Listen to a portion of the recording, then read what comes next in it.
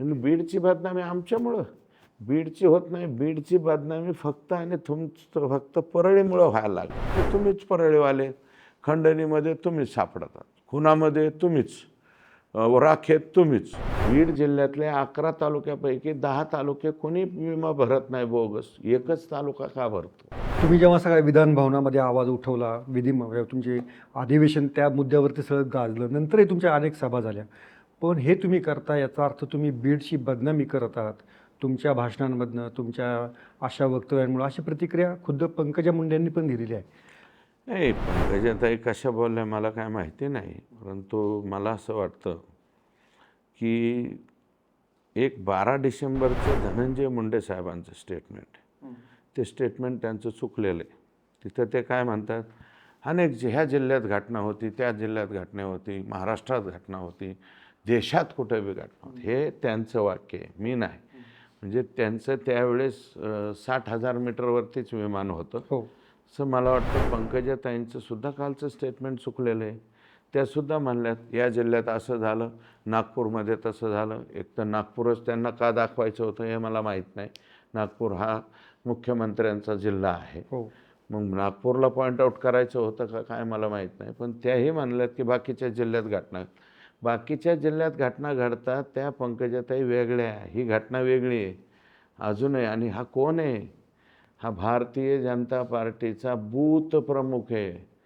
कालच्या लोकसभेला संतोष देशमुख एका बूथवर एजंट आहे आणि धनंजय देशमुख एका बूथवर एजंट. अजूनही पंकजाताईला माहीत नसलं तर जरा कागदपत्र मागून घ्या म्हणा. तुम्ही अजून तर भेटायला गेलाच नाही तिथं, व्हिडिओ कॉल रेकॉर्डिंगवरती बोललात. आता तरी काय तुम्ही गेलं तर कोण काय म्हणणार आहे का तिथं? जा ना भेटायला तर गेलेच नाही बूथ प्रमुखाला. इथून पुढं कोणता बूथ प्रमुख तुमचा बूथ प्रमुख होईल? अशा ह्याच्यामध्ये, हाराकिरीच्या ह्याच्यामध्ये बूथ प्रमुखाची हत्या झाली नाही. बूथ प्रमुख राजकारणामध्ये बूथावर उभं राहणारे माणसं लागतात आम्हाला, राजकारणी माणसं. बरोबर. असे सहजासहजी मिळत नाहीत कोणाला. तुम्ही राहता का आष्टी मतदारसंघात उभा? तुम्ही डायरेक्ट उभा राहायचं, लेट्सअपचे संपादक यांचा अमुक अमुक खून आणि लगेच चालू करा. कोणी तुम्हाला एजंट भेटणार नाही. तर तुमचा एजंट आहे एजंट. आणि त्या ज्या बोललेल्या आहेत त्या वाक्याला सुद्धा माझं ऑब्जेक्शन आहे की इतर जिल्ह्यात ज्या घटना होतात तसं नाही आहे. ही घटना युनिक घटना झालेली आहे. ही देशामध्ये सगळ्यात खतरनाक राज्यामध्ये सुद्धा नाही. हिचं तंदूरकांडाशी सुद्धा, तंदूरकांड याच्या पुढं कमी पडतंय. आणि आत्ताची जी घटना त्या आफताब का काय नावाच्या यांनी केलं तो उद्योग, दिल्लीमध्ये तुकडे तुकडे केले आणि कुठं तलावात टाकले, कुठं इकडं टाकले तिकडं, त्या घटनेपेक्षा सुद्धा ब्रुटल घटना आहे. 350 ठोके मारले गेलेत त्याला, 1 इंच जागासुद्धा शिल्लक नाही त्याची. आणि तुम्ही उदाहरणं देताना इतर जिल्ह्यामध्ये घटना होतात.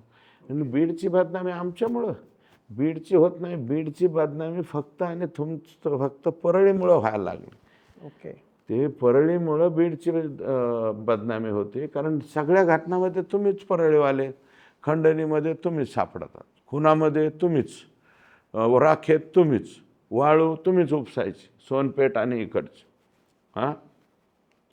पीक विम्याचा घोटाळा तुमच्याच लोकांनी अख्ख्या महाराष्ट्रात पीक विमे भरायचे, मग पीक विम्यात तुम्हीच.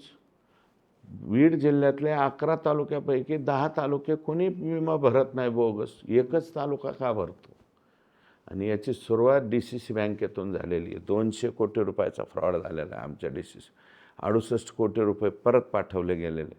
ती सुद्धा केस मी ओपन करणार आहे. ओके. आणि त्याच्यात बीड जिल्ह्यातले कोण कोण अडकायचेत ना, ती सुद्धा मोक्यात अडकतील. ओके. इतकं ते प्रकरण गंभीर आहे. मग 200 कोटी रुपये काय थोडा आहे का? 100 कोटीच्या वरती ईडीची चौकशी लागते ना. बरोबर. मग लागू द्या आमच्या DCC बँकेची ईडी चौकशी. ज्यांनी ज्यांनी फ्रॉड केले असतील ते जातील ना. तेव्हा अध्यक्ष कोण होतं?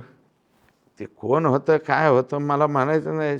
सखाराम असो, तुकाराम असो, विश्वासराव असो, नाही तर पानिपतमध्ये गेलेले विश्वासराव, कोणी बी असो.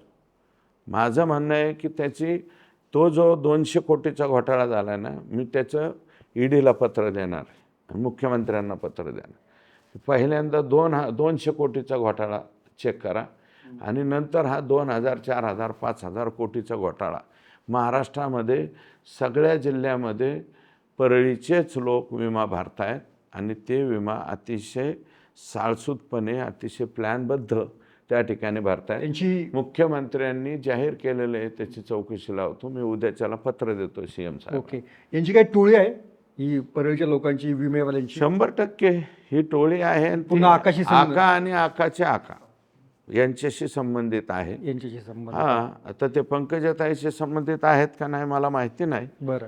पण ते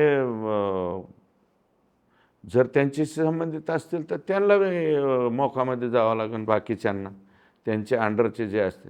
मला असं वाटतं की याच्यामध्ये यांच्याशी किती संबंधित आहेत हे माहिती नाही, पण हे मला वाटतं हे हिंट देत असावेत आणि त्याच्या पद्धतीने ते पुढचं काम करत असावेत. ओके.